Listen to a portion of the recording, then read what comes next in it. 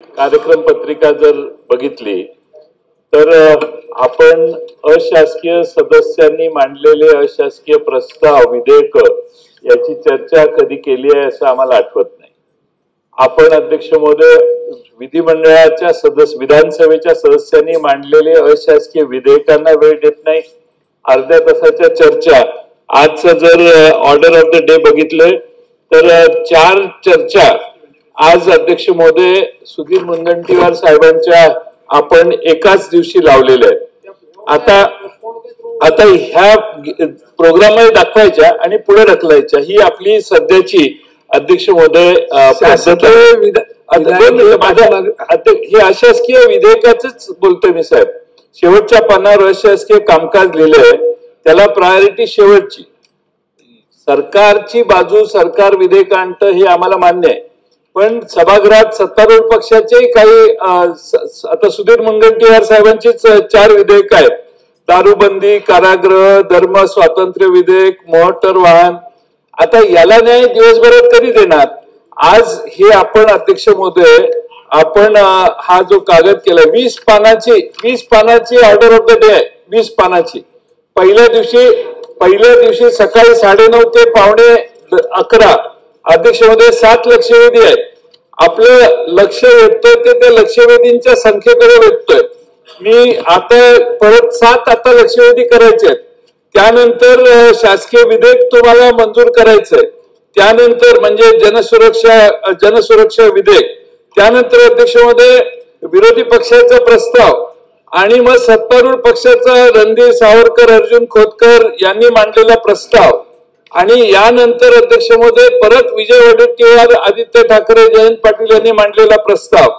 त्यानंतर अध्यक्ष महोदय अर्धा तास चर्चा सुनील प्रभू, रईस शेख, सुधीर मुनगंटीवार। अध्यक्ष महोदय देवराव भोगळे, नितीन राऊत, सुधीर एका दिवशी अध्यक्ष महोदय 8 अर्धा तास चर्चा आणि अशासकीय विधेयक 4। हे मला कळत नाही अध्यक्ष महोदय। मी या सभागृहात आता 37 वर्ष काम करतोय।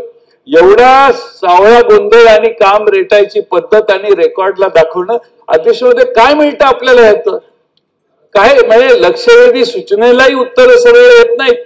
लक्षवेधी सूचनेला सकाळी मंत्री हजर नसतात बऱ्याच वेळेला, मग त्या दुपारच्या सेशनला त्या लक्षवेधी सूचना घेतल्या जातात। अध्यक्ष महोदय सरकार राज्याच्या विधानसभेच्या अशासकीय प्रस्तावाला काहीतरी न्याय मिळावा आणि आता ते अहवाल मांडतायत त्यांना विचारा त्यांच्या हृदयात खरं म्हणजे ते मनापासून बोलतायत का कोणीतरी लिहून दिलं तो अहवाल वाचतायत? आणि अध्यक्ष मध्ये न्यायच मिळालेला नाही। त्यामुळे आता सुधीर मुनगंटीवार साहेब नाही आहेत। विरोधी पक्ष असो सत्तारूढ पक्ष पण सभासद म्हणून यापेक्षा सरकारनं मांडलेल्या कामकाजापेक्षा वेगळं कामकाज आहे त्याला न्याय नाही। लक्षवेधी सूचना सत्तारूढ पक्षाने मंत्री महोदयांच्याकडे जाऊन त्यांना आमदारांना मंत्री महोदय न्याय देऊ शकतात, पण लक्षवेधी सूचना 3 पेक्षा 4 पेक्षा जास्त नसाव्यात। पण पहिल्या 2-3 दिवस हे सूत्र पाळलं पण पुढे पाळलंच नाही। आणि काल आता तुम्ही सांगितलं, काल अध्यक्ष महोदय आपण कशावर भाष्य केलं ते गिलोटीन होतं 5:30 वाजता। त्याच्या आधी तुम्ही आम्हाला बोलायला संधी कधी दिली? 2 वाजता, 2-2:30 वाजता।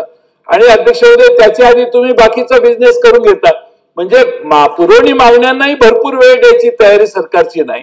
अध्यक्ष महोदय अशी विधानसभा मी गेल्या 38 वर्षात कधी बघितलेली नव्हती। असा सगळा चुतडा लोकशाहीचं करण्याचं काम सध्या जर होत असेल अध्यक्ष महोदय तर सभागृहात येणंच आवश्यक नाही असं वाटायला लागले अध्यक्ष महोदय। म्हणून माझी आपल्याला विनंती आहे की हा यांचा अहवाल आहे ठीक आहे, पण या अहवालाला माझा विरोध आहे। माझी मतं आपण लक्षात घ्या आणि आपल्या कामकाजात सुधारणा केल्या पाहिजेत। आज दुपारी BSE ची मीटिंग आहे। माझी विनंती आहे की पुढच्या आता एवढी 20 पानाची जर तुम्हाला कार्यक्रम पत्रिका करावी लागत असेल तर पुढच्या शुक्रवारपर्यंत सभागृह चालवणं आवश्यकच आहे। जनसुरक्षा विधेयक आज मांडले तुम्ही, ते एवढं महत्वाचं विधेयक आहे, त्याला जॉईंट सिलेक्ट कमिटी आपण केलेली। त्यावेळी अध्यक्ष महोदय तुम्ही एवढा बिझनेस दाखवला म्हणजे what are you serious about? आम्हाला सांगा तुम्ही तुम्हाला काय नक्की सरकारला उद्देश आहे का आपल्या यांच्या समोर मांडायचं? आम्ही भाषण करतो त्यावेळी समोर मंत्री तर नसतातच। आता हा पहिला ब्लॉक सगळा मोकळा आहे त्यामुळे अध्यक्ष महोदय मंत्री नसतात, मंत्र्यांची उत्तरं येतात त्यावेळी आम्हाला इथं दालनात इकडे बसलेले लॉबीमध्ये गॅलरीमध्ये बसणारे अधिकारी काही लिहून घेतात ना. आज बऱ्यापैकी संख्या दिसते.